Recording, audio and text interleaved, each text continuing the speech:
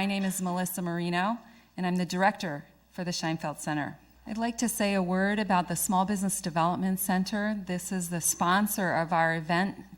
I'm always delighted to announce that Bonnie Chavez, our very own chair of the Business Administration Department and beloved faculty member, will be moderating the talk today. Bonnie, can you come out and join us?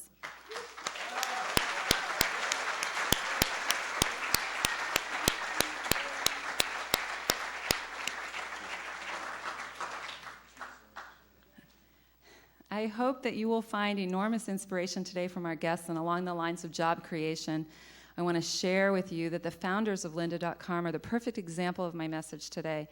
They are not only pursuing their passion, but have created 136 jobs since January and are still growing. And it all started in our very own backyard with just 2 people.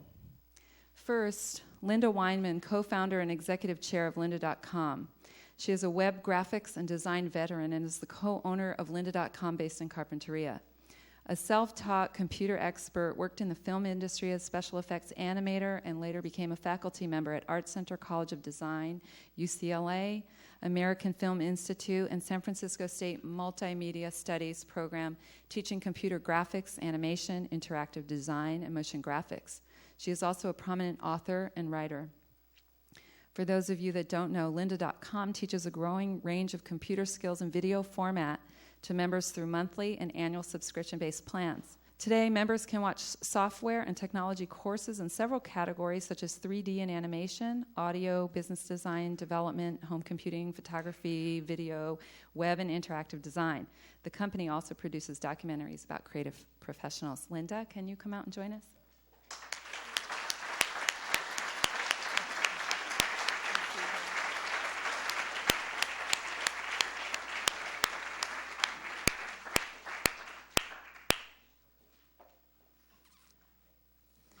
Second, our special guest, Bruce Heavin. He is the Chief Creative Officer and co-founder of lynda.com. His creative vision has been integral to lynda.com's current success as leader in online training. He created the company's iconic logo of his wife, Lynda. Bruce graduated from the Art Center College of Design in Pasadena, California. With a passion for simplicity and a dedication to building member value, Bruce is not only guiding the lynda.com brand, but shaping the future of digital learning. Bruce?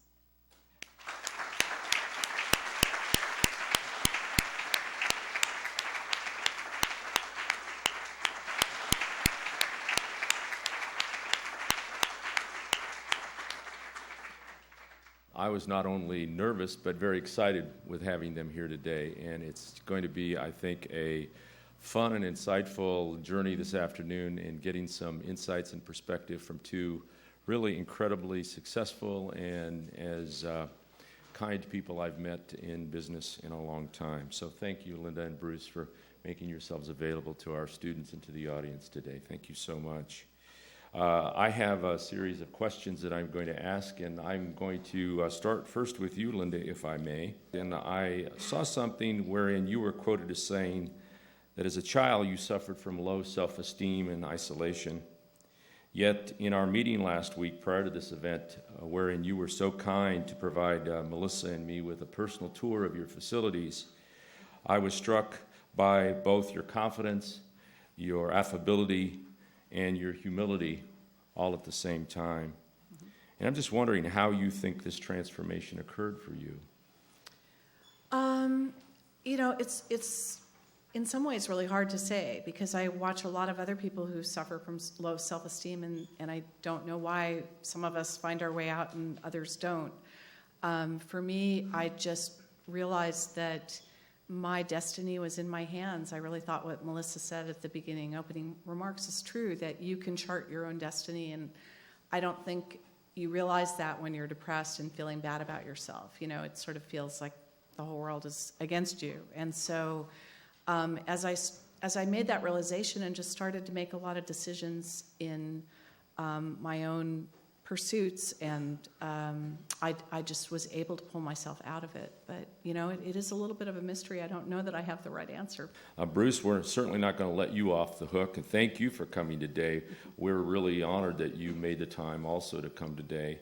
In reading some things about you in my research, it seems like you are maybe a self-proclaimed artist and designer. You graduated from the Art Center College of Design. And what's really interesting to me is that a lot of people who are artists that I meet don't see themselves as entrepreneurs.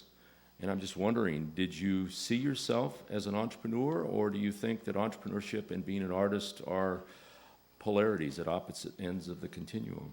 I think some of the best art and design are really about thinking and process and problem solving. And if you look at some of the best people in design, sometimes they're not the best designers, but they really think through problems and issues and larger scale things. And I've always been the person more interested in what holds up the bridge and what goes on underneath it than going across it. I've always been interested in processes. I've always been interested in games or how to game a game. I've always been interested in just trying to figure things out. And I just peck and chip and probably 99% of the time fail, and then occasionally I get that little win. So did you actually envision or see yourself as, quote, a business person when you were an artist and doing your design work and all the other wonderful things that you've done? I'm a horrible salesperson. I tried to sell knives in high school, or when I got into college. I worked in a bookstore. I've done many jobs. I learned what I am not good at. But I am good at talking about and doing things for others, but not selling myself. As an artist, it's the art business. You have to understand the business of how to operate in that world. So to put myself through art school, I actually did album covers for a living, amongst lots of student loans. But I did a lot of things. I think it was just one of the many processes I went through. It wasn't like one end I was looking for. So did you see yourself transitioning from being an artist to being a co-founder of a very successful business? No, this was a passion. I was into photography and illustration, and I really helped Lynda with her first book, Designing Web Graphics, and I helped develop the web palette. And the whole process of that was really about my passion. I was really into imaging. I was really into storytelling. I was really into taking stories and making them interesting. So for me, teaching this stuff was stuff I already knew, and it kind of helped me be a better person with the imaging. If I could explain it, it helped me know it better, and it was just a passion. So it was just chasing my love. We actually have in the past taught a class entitled The Business of Art, and one of the things that we're trying to, I think, convince art students is that they are in part, if not in whole, entrepreneurs. They're future business people. Are there particular business skills you think are essential for somebody that might pursue a degree that we would say is more of an artist? I mean, I think a lot of artists feel like you're selling out to make money, and there's sort of this conflict between being an artist and making money. But one of the things that you realize when you do own a business is that if you don't make money, you don't stay in business. Mm-hmm. And, you realize that that's the ecosystem that is the job creation engine, that is the positive force. That's part of the positive force that you put into the world. And so I think for a lot of artists, there's, I think part of what Bruce was describing also holds true, that sometimes people are good at selling others but not selling themselves. And just in general, I think it's uncomfortable for a lot of people to pound their chest and go, I'm a great artist, buy my stuff. And the whole process of selling can feel very artificial and very counterintuitive. And so I'm not really sure if I answered your question, but I just see that there's, some deeper issues around selling where it can be uncomfortable. I don't know what you would say. I do think there is a thing that's going around right now, and it's being tagged as design thinking. And I know they teach it big at Art Center now in Pasadena, but it's the idea of larger scale issues and problems and how to solve them through design and some of the processes. Well, I think with the passing of Steve Jobs, one of the things that they said was he really wasn't a techie, but instead he was a designer. Does that make sense to you? It was, but you could never put your finger on what he actually designed. He worked with so many people. He wasn't the greatest engineer, he wasn't the greatest designer, but he had a lot of say in it all, and he knew how to work with the best. But he was a good problem solver, and I really think critical thinking skills, problem-solving skills, collaboration skills, and even presentation, which could be considered selling, are essential skills out in the world for anyone to be successful, even if they're not going to be an entrepreneur, even if they're going to work in a company. I think those are essential skills. Well, thank you for saying that, because it hopefully, I think, in some way reaffirms what I think my students have heard me say to them over and over. So thank you for that, for sure. Lynda, you once described the creation of lynda.com as the perfect storm. Do you think that there will be future perfect storms for those enterprising people in this room today? And what do you think those perfect storms might be about? Without a doubt. I mean, I think throughout history there are always perfect storms, and we can't truly, none of us can predict, what they'll be in the future. But, I think if we really look at the last decade, I mean, who heard of Google 10 years ago? And, whoever thought 10 years ago Apple would be, the most valuable company in the world?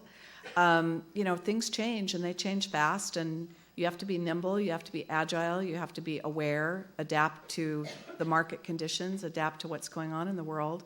But I think there are more opportunities today than ever. I mean, being able to have an internet-based business, and I think something like 20% of our revenue comes from out of the country, and we've never stepped foot out of the country. I mean, this is the first year we did open an office in Britain this year, but up until that point we hadn't. And so just by virtue of being an internet business, you're international, and that's never before been possible. Or just the idea that you can sell something to so many more people than you could ever reach before. That's game changing, and I think there's more opportunity than there's ever been. So for the folks here today who don't know the backstory a little bit about what those aspects of the perfect storm were, can you maybe just kind of explain briefly what went on and how lynda.com came into creation as a result of this perfect storm? Well, I don't actually remember being quoted as saying it was a perfect storm, but for us, lynda.com kept evolving as a response to different problems we were solving. I was a teacher, and I'd written a book, and the book gave us enough royalties so that we could move away from the college where I was teaching, and Bruce could be an illustrator, and we moved to Ojai, California, and our work dried up. So we decided that we were going to, how are we going to respond to that? Well, let's start our own business. That was, in response to some problems. And then our book publisher didn't want to publish some of the topics that we wanted to publish, and so we decided to become our own publisher and start to publish videos. And then 9/11 happened, and the financial crisis, the first recession, and the dotcom crash. Not the first recession, but there was another recession in 2001. I don't know if it was really called a recession, but there was a dotcom crash, and there was a big market upset, and it really affected the ability of our customers to come to the classroom that we had started. So we put our videos online, and that was how we started the online training library, which became the much bigger idea. But we didn't kind of set out evaluating the market size and doing a business plan and a lot of things that you're probably teaching your students. It was really just a vehicle to practice our craft. When we couldn't do it with clients, we figured out, okay, well, we'll do it for ourselves, and then we just adapted to a series of different market conditions. This probably wouldn't have happened had we been in Burbank or Pasadena. We were without means, and she was complaining monthly and weekly and daily, I want to teach, I want to teach, I want to teach. So it was finalized, we finally said, let's just open up our own training center. Let's just do it ourselves. When our publisher kept saying no to what we wanted to do, let's just figure a way to do it ourselves.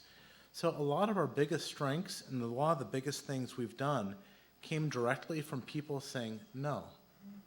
And us saying, oh, we can't do it, so how do we do it? And it was all about learning how to build our own platform or to build our own training or do it. We didn't even care. It wasn't even a money-making proposition. It was just, how do we get this done? How do we do what we set out to do? We just had ideas. We didn't think we were going to train a couple million people at the time. We just thought a few people that we were training here and there, 30 a week. You're going into business without any real plan, without any money, without any business training, with all the things that we claim every successful entrepreneur has to have.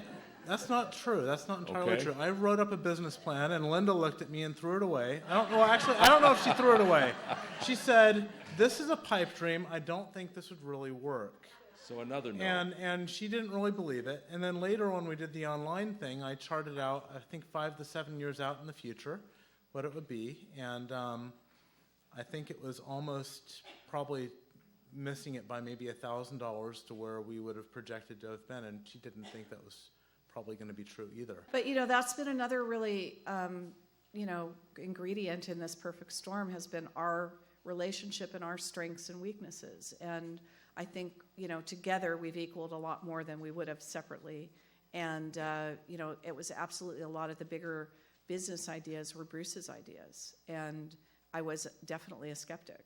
I didn't think people would come to see me speak or me teach in Ojai, California, but he had the idea, let's rent a local high school and over the spring break when the computer lab is empty and put an ad on our website and see if anyone comes. And people came. In fact, someone came from Vienna, Austria, just based on that ad on our website. It was probably the first ever class on web design that was publicly available. And what year was that? I'm sorry. 1995, No, 96? 97 was 97? was when we did that class. And prior, probably the first class is what you taught was at Art Center College of Design. Yeah, I wrote the first book on web design and then taught, I'm sure, one of the very first classes on it. So then after that first class where a student comes from Vienna and a few others come, I guess, from around the country or California, what next? What did you do next? Well, that was where he proposed that we rent a space, and what our idea was that 1 week out of the month we would hold a class, and the rest of the time we would work there instead of in our garage. And we really had no idea that it would take off. And the first year we were in business, our revenue was $1.7 million. Wow! And it was just, we had no idea it would be that big, that we'd be hiring other teachers, hiring people to help us. It was literally the two of us doing everything from sweeping the floor and setting up the computers to buying lunch for the students to writing the curriculum. We were doing everything ourselves. So Bruce, I'm interested. What made you convinced that this was a winning idea? Well, a lot of people telling you no, Lynda saying, tossing out a business plan. What made you persist? Lynda's stubborn. She's persistent. When she wants to teach, she wants to teach. It was about finding a way to get her to teach, first and foremost. And that was in regards to the classroom. In regards to the business, the online training, she actually set me up one day on a phone call with an agent to sell it. And I looked at the numbers. That's when I actually did my homework. And I looked at the numbers and I said, this is going to be pretty big, I think. The problem is it killed our business. It put us in the desert. Here you have a product, you're selling CD-ROMs, and $150, $99 each, and they teach you how to do something. And you make a product that's $25 a month. And what happens to your $150 CD-ROM sales when you sell something for $25 a month and you get access to everything? Well, it's kind of like cutting your throat. It put us to the desert for about 3 to 4 years. And it really hurt us. We had to lay off employees. We were hurting financially, and Lynda felt the need that maybe we should cut our losses and sell that business off. But I looked at it, I said, no, this has momentum. It's boring, but boringly persistent and boringly growing at a very nice rate every year, 100%, year over year over year over year. I think we should keep this. In a couple of years, this is going to dwarf what we do today. And sure enough, it has. That is the best description of boring I've ever heard. That is so cool. Thank you. Well, it wasn't erratic, It was just very persistent. I'd like to be boring at some point in time like that, for sure. Thank you, Bruce. Lynda and Bruce, this question is for both of you, so if you both want to offer a response, that would be great. And it kind of ties into, I think, what we've just now been talking about. I've always firmly believed that success is dependent upon the individual and their willingness to put forth the necessary effort, to hold themselves accountable, to make necessary changes, etc. So if you believe that as well, and it sounds as if maybe you do parts of that, what can you tell our SBC students today about the importance of personal responsibility and perseverance and of working hard at something? That listen to Bonnie, he's right. There's I say this all the time, and I think we are in a generation and a culture of kind of immediate gratification. And I remember when I was graduating from college, I thought the first job that I got was just such an earth-shattering decision, and that every move that I make was so life and death. And then when you turn 30 and you look back at what happened in your 20s and you realize everything was just a stepping stone. There's very small chance you're going to walk out of college and be who you're ultimately going to be. You're going to have to try things. You're going to have to fail at things. You're going to have to persevere. And when something isn't right, don't keep at it.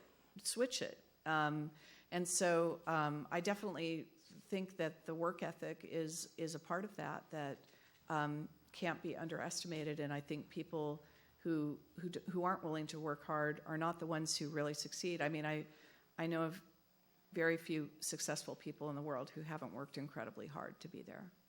Thank you, Lynda. Bruce, do you want to? I think working hard is hard. It's a grind. And, if you aren't into it and your heart's not there and you're working hard, you're going to burn out. And it has to be something you love, but it also has to be meaningful, and you have to work smart. And if you get that mix right and you're loving it and you're thinking it through and you're doing the hard work, there's a payoff. Again, I hope my students paid attention. I think that was a very powerful statement. Thank you, Bruce, and thank you, Lynda. Bruce, a few years ago, we had the opportunity on this stage to have an inaugural event where Yvon Chouinard, the founder of Patagonia, sat down for a conversation. And before we began, I asked him what was the criteria that they used to determine who to hire for their company. And his response was pretty immediate and not anything he thought about for any particular period of time. He said, "We often ask ourselves, would we like to go to lunch with this person?"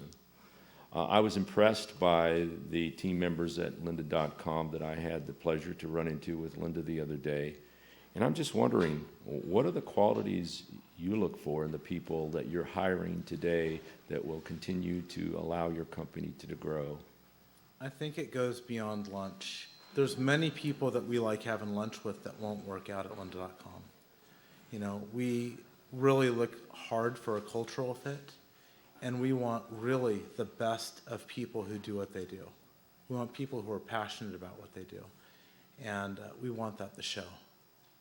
And I would elaborate on that. I think that passion is definitely a huge ingredient. We want them to be passionate about what we're doing because, we're sort of a purpose-driven company. We're helping others, and I think most of the people who work at lynda.com feel that they're working towards a higher purpose than just a paycheck. And so that's important to us, that they see that that's the kind of organization that we are. We're definitely looking for people who have initiative, who are motivated, who are willing to work hard. It's actually very hard to work at lynda.com because it's a fast-changing environment, and we're constantly challenging ourselves and being challenged. So it's not the kind of place where you're going to make an easy buck, and that's sort of what you're going to be satisfied with, or what we're going to be satisfied with. And then another truth about lynda.com is that we tend to hire a lot of people who actually are already experienced. Because we're growing so quickly, we're looking for people who are bringing, experience to us and knowledge to us, as well as them having to learn what we're doing. So there's a mixture of entry-level positions, and we've even started an internship program. But the bulk of the majority of the hires that we make are people who already have had work experience and success in areas that relate to whatever department they're being hired into. Again, in my visit to your facilities and in all the people that we met, and of course in our opportunity to have a conversation with you, I was really moved by what I call the spirit of your company, which oftentimes in management terms is called the culture of your company. Mm-hmm. And I'm just wondering, is that spirit organic, something you intentionally brought, you and Bruce? Mm-hmm. And how do you maintain that spirit in all the people in your organization? I think it began organic. But as we've gotten larger, one of the challenges of being in a larger company is how do you keep the culture as you get larger? And one of the exercises that we did a couple of years ago was to develop a set of core values. And every new employee gets a list of the core values at the 3-month mark of working for us. We have a new hire dinner where Bruce and I get to meet all the new people, and we sit around and discuss our core values and discuss what it's like to work in all the different departments and have a really kind of intimate conversation with everybody.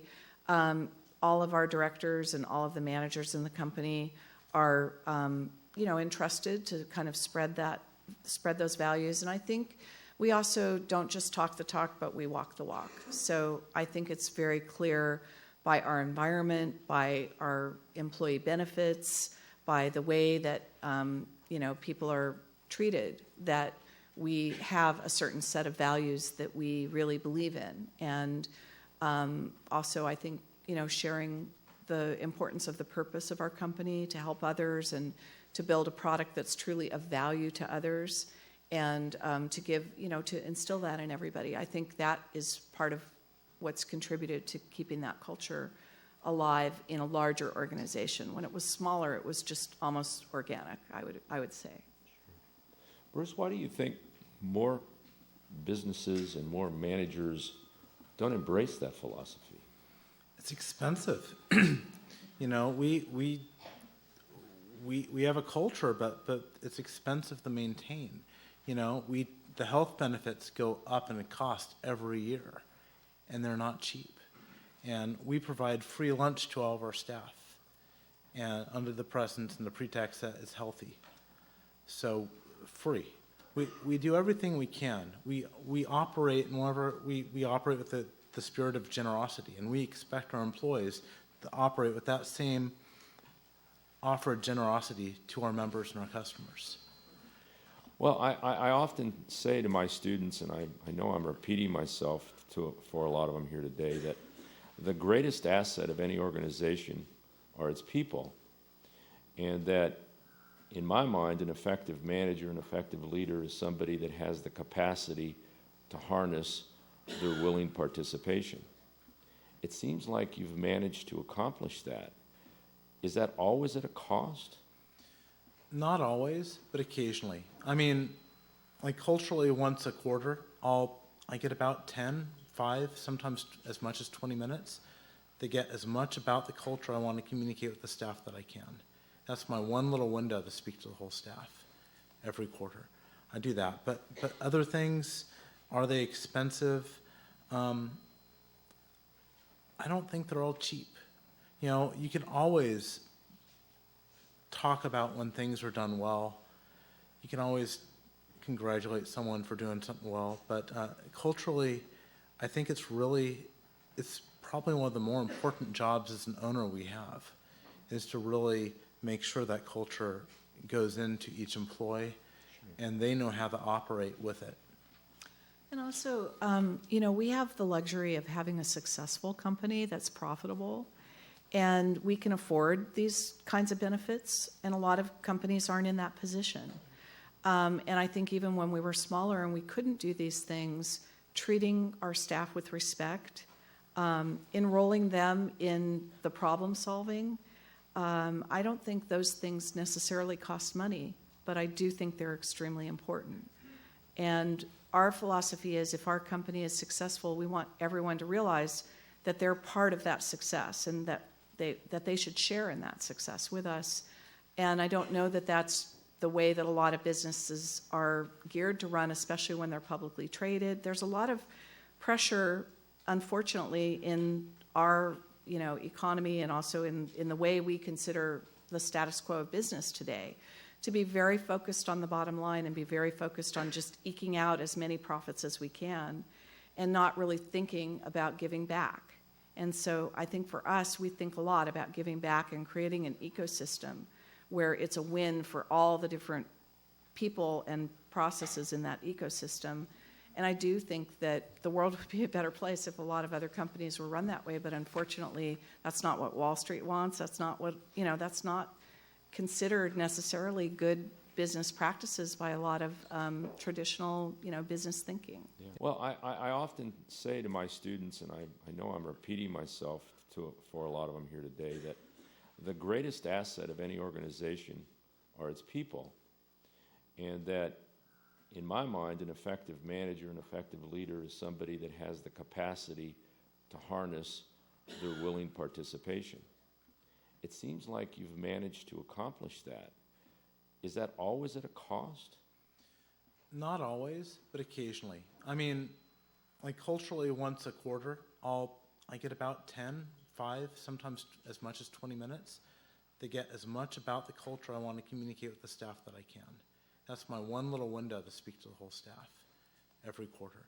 I do that. But other things, are they expensive? I don't think they're all cheap. You can always talk about when things are done well.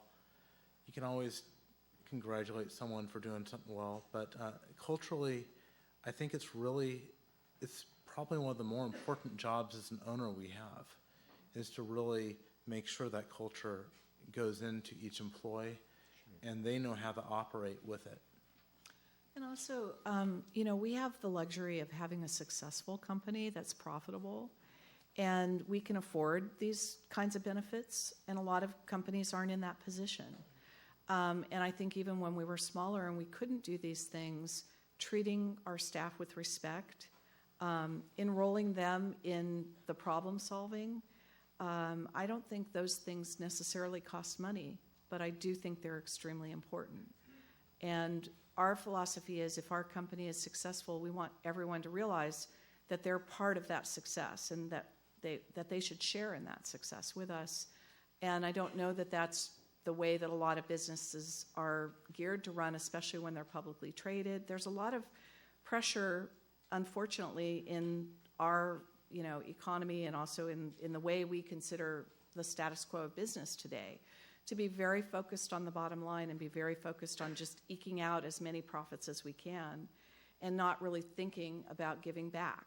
And so I think for us, we think a lot about giving back and creating an ecosystem where it's a win for all the different people and processes in that ecosystem. And I do think that the world would be a better place if a lot of other companies were run that way, but unfortunately, that's not what Wall Street wants. That's not what, that's not considered necessarily good business practices by a lot of traditional, business thinking. Yeah, I understand. I was going to say, right. I think we run a little backwards, where a lot of people say, well, our goal is to make X number of profit. We're going to do X number of dollars this year. And I see that, and I know our salespeople have to hit a certain sale goal, but my belief is we really have to be thinking, we got to do this for our member, and we got to do this in curriculum, and we got to do this for our platform, and we got to improve things for everybody in these directions. And if you get the right product and you focus on that, the profits will follow. But if you focus on the profits, your product's going to fall apart. Thank you, Bruce. Very, very insightful. Thank you so much. Bruce, was there a point in time during the past 16 years that you thought you weren't going to survive as an organization? And what did that experience tell you about yourself and about your company? I don't know if there's a point where I saw that we're not going to survive as an organization. I felt more like a tree where we had dead limbs. And some of those limbs may not have been as dead, and it's kind of like we need the prune. And maybe me and Lynda had debates over when or if we should prune certain limbs, but some limbs had to be pruned off, and that felt like a loss, but it was actually a focusing. And I think that helped us ultimately in the long run. I mean, to keep some of these things on probably would have sunk the whole company. Just to save a couple, 7, 10 jobs here or there, we could have saved them, but it would have cost everybody every job because it would have sunk the company. I think our biggest challenge was at the dotcom crash when we were in the business of having a physical training center and people stopped coming, and we saw people weren't going to travel after 9/11. I mean, that was a very frightening time for us. But it was the catalyst for our best business decisions. So in hindsight, it was actually a positive. At the time, it didn't feel very good. It felt very scary. Was there a point in time where you felt like you just wanted to give up? No, because giving up is not an option. I mean, maybe changing what the company is and does, I've had to do many times, and I think I've explained here all those different decision points. But I've always known that I could practice my craft, whether it meant that I was going to go out and just be a teacher on my own or have a whole company of other teachers along with me like we do today. So I have utter confidence in my ability to, contribute to the world in the way that I want to contribute, whether it be through this or through something else. I know that nothing would stop me. Thank you, Lynda. Lynda and Bruce, if you want to chime in on this one. I think there's maybe even it's reflected on a little bit, without being political, in those folks who are occupying Wall Street today. But there's a sense that people who become successful have become successful overnight, or that they become successful by being unethical. And I'm just wondering, what are some of the sacrifices the two of you had to make to achieve the level of success you have to date? Well, we're also really unusual in that we've always put the majority of profits back into the company, and we haven't. So for many years, we sat with dirt in our backyard without even any grass, and sort of like not really tending to our own needs as much as not pulling the profits out and paying for nice things for ourselves. I would say that the biggest sacrifice that we made was that of time and energy. And when a lot of our friends were going to concerts and parties and doing a lot of other things, we were busy working, and there were literally years that went by when I don't think we had dinner with friends or really went out that often. And so I think we really put everything that we had time-wise into the company, and that was our biggest sacrifice. I think we've only taken 2 vacations the whole time we've been married in the last 14, 15 years. That are longer than 5 days, and we just took one to Italy this summer. So we've just never really had a lot of time.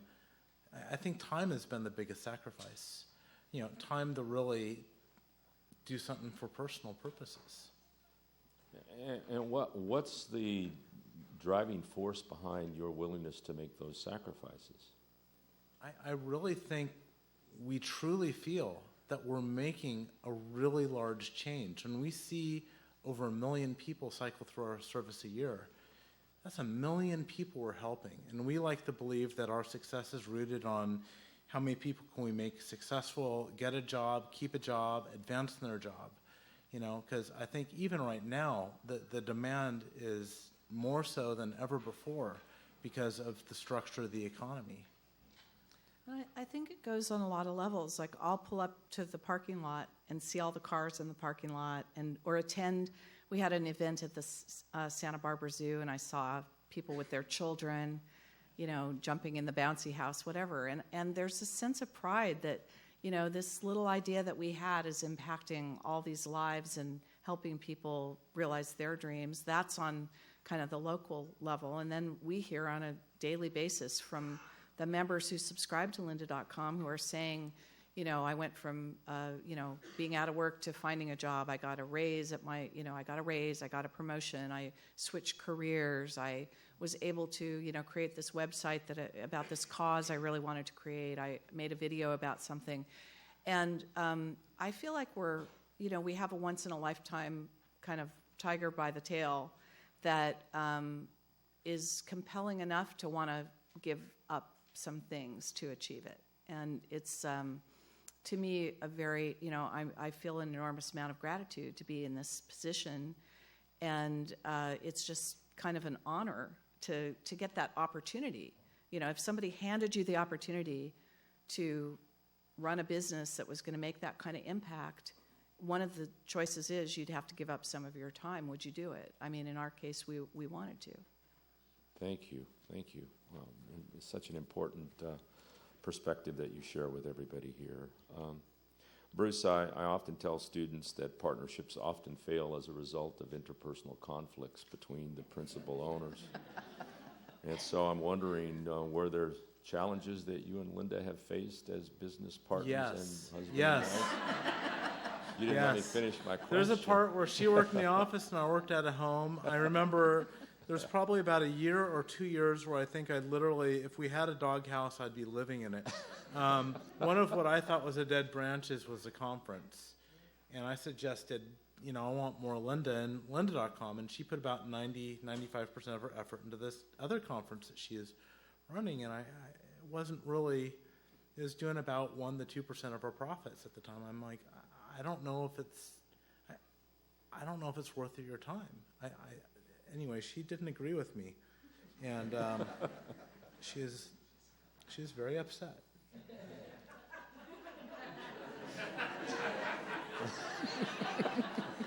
Maybe I should just move to the next question. But the good news is, 2 years later, she decided on her own that maybe it was time to, not do it. Okay. And Good man. But, I'd like to speak a little about, not about that, but a lot of people do ask, what's it like to be married, and do you bring work home with you, and, isn't that kind of a drag? And I don't know if Bruce would totally agree with this, but from my perspective, I feel like we're doing something together that a lot of married couples don't get that experience to really do something so, amazing together. And that, it's I don't know, I feel really grateful that he's my, really in it with me. Like I remember sitting and watching that movie, The Social Network, with Bruce, and just grabbing his hand in the middle of the movie and just saying, thank God we had each other, because there's so many forces and, threats and people who don't agree with you, and to have two people instead of being one person, I don't know, I think it's been really to our advantage, and I'm grateful that we got to do it. The good news is that, we probably work at home just as much, if not more, than when we're at the office. And we're constantly talking about, what can we do? Where can we go? What more? And we just keep pushing ourselves. And I think it's a really great dynamic. And, that story I said earlier aside, we work really well together. So I'm just curious, what are the kinds of things you do to improve yourself? I try to learn from everything, learn from mistakes, and I believe that everything is a journey. I'm very much like a journey person instead of a destination person, and that we're all going to make mistakes along the way, but how are we going to get to where we want to go? And that it's okay to learn. It's part of learning is to fail, and I just really believe that you have to be able to question yourself. You have to be able to be hard on yourself and encourage others. It's a very common trait to want to impress your boss, to want to make good at a company, and so to allow our managers and leaders to say when we're not succeeding at something and really kind of face it, and what can we do better without feeling shamed or feeling punished or any of those things, for me is really important. And hopefully we create that kind of environment where we're willing to question ourselves. Bruce, I want to ask you about the choice of colors in the logo. I was intrigued by them. I do a little bit of research on colors and the use of marketing, and I'm just wondering, as an artist and designer, why the choice of yellow and black? Well, initially I was going with red, thinking of an apple, thinking of education. But when I thought more about education and red, red's more of a warning. But so is yellow and black if you stripe it. That's nature's warning of like a bee, a hornet. But yellow, this orangish yellow, is the same yellow as a school bus, the same yellow as a number 2 pencil. You know where I'm going. Yes. Yeah. So it has a subtle little nod there. And it's not really our color, it's just an accent color, I like to think of it as. So then how do these colors then affect how you have attempted to brand your company? The brand has nothing to do with the logo or the colors whatsoever. The brand is only the embodiment of what it is. I really strive everybody to look for, the most important thing in brand is trust, first and foremost. Brand is trust, that your customers are going to have a good experience with you. It's always going to be good. When things are bad, you're going to work it through. It's going to be good. But it's also every touch point to every customer. So we really believe in brand experience. The logo is just the embodiment at the end of the day. It has like very little to do with it. But your good reaction that you had at your office and had with Lynda, it boils down to that logo. In terms of lynda.com as a URL, was that also something that was thoughtfully thought out or just spontaneously generated? Well, I was researching my first book about web design, and I actually got turned down by all the publishers. So, as Bruce says, I'm stubborn and persistent, and so I figured out that I could write the book by getting a series of magazine articles, and I could research each chapter as a magazine article. And so I had this magazine series called Web Design Orama, and it was in the Net magazine, which doesn't exist anymore, and someone emailed me, who was Debbie at dotcom, and she said, I want you to check out my website. I have listed all the Debbies on the web. And I went to the page, and there were about 25 links, and at the time, that's how many Debbies were on the web. So that gave me the idea. I wonder if lynda.com is available, and I went and bought it for $35. I had no idea that it was going to become, a destination for anybody. For me, it was my sandbox of teaching myself web design, trying out different things to research my magazine article and my book.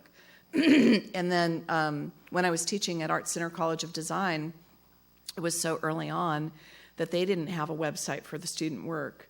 So in my first web design class, I let the students upload their finished assignments to lynda.com, and it just became the hub of, where everything happened around my teaching. And then when we started the school, we put the ad on lynda.com first of all, another story, when I wrote this book, eventually, it was published through the largest publisher in the world at the time, Macmillan, and they didn't have a website. It was just so early on, they didn't have a website. So lynda.com was the destination for the book, and then it became a national and international destination because people who bought the book came to lynda.com, and that's why we were able to put an ad on lynda.com and get someone come from Vienna, Austria.